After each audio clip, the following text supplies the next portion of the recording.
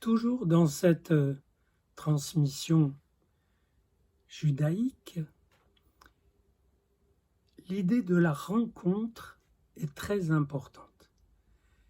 La rencontre, le mot a une racine très intéressante. La racine, c'est car, deux lettres qu'on retrouve dans le hasard, la rencontre vraie, c'est-à-dire féconde, comporte une part de hasard, c'est-à-dire d'altérité incontrôlable. Voilà, le hasard a fait qu'on s'est rencontrés.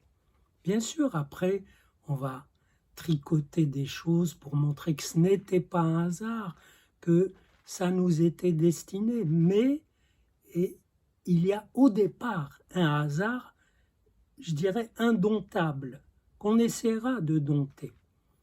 Mais le mot rencontre, de hasard justement, se dit aussi micré, avec cette même racine, kouf, resh, et si on l'écoute d'une certaine façon, il résonne avec un autre mot qui est mikra, qui a ces deux lettres aussi, qui est d'une famille différente. Mais les deux consonnent et les deux ont une consonance, une résonance identique. Et le mikra, c'est la même racine que karo, kara, qui veut dire appeler, ou bien lire, ou bien crier. C'est le même mot d'ailleurs qui a donné Qur'an. Qur'an, c'est ce qui se crie, ce qui se lit, c'est la même racine sémitique. Autrement dit, le bonheur d'une rencontre de hasard qui produit du nouveau, c'est une des valeurs sûres de cette transmission. Et ce qui veut dire qu'elle perçoit ce qu'il peut y avoir d'ennuyeux, de peut-être même un peu mortifère dans la répétition pure, même si la répétition n'est jamais pure, même si la façon de fêter la Pâque de cette année n'était pas la même que celle d'il y a 10 ans, et qu'elle avait même pour fonction de rappeler autrement celle d'il y a 10 ans. Bien sûr, dans la répétition, on aime ce qui ne se répète pas tout à fait, mais quand même, on privilégie la chose, l'effet d'altérité, l'effet de hasard qui est imprévu, c'est-à-dire qui offre quelque chose de nouveau. Et pourquoi c'est important? C'est pas simplement pour se distraire, voilà, il y a toutes sortes de distractions qui proposent du nouveau qui se révèle être le même que le nouveau d'avant, etc.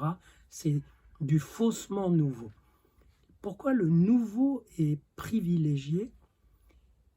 Précisément parce qu'il vous offre un défi. Ça veut dire, cette rencontre a produit quelque chose de nouveau. Qu'allez-vous en faire? Comment allez-vous intégrer cette nouveauté dans votre vie? Qu'est-ce que vous allez en faire? Et ça, c'est un défi. Autrement dit, ce type de rencontre n'est pas seulement le plaisir complaisant de se retrouver dans le même cadre, la même habitacle, le même contenant. C'est qu'il y a quelque chose qui surprend, qui décontenance et qui vous défie de faire un acte. Autrement dit, la force et la valeur de cette rencontre, bien c'est elle a quelque chose de créatif, c'est d'y répondre par un acte créatif. Et les gens traditionnels, pieux, souvent marquent ce type de rencontre par une bénédiction, une bénédiction au divin qui permet des rencontres surprenantes et fécondes, dont l'essence est évidemment la rencontre amoureuse, la rencontre par l'un et l'autre de l'amour qui les défie l'un et l'autre et tous les deux d'en faire quelque chose.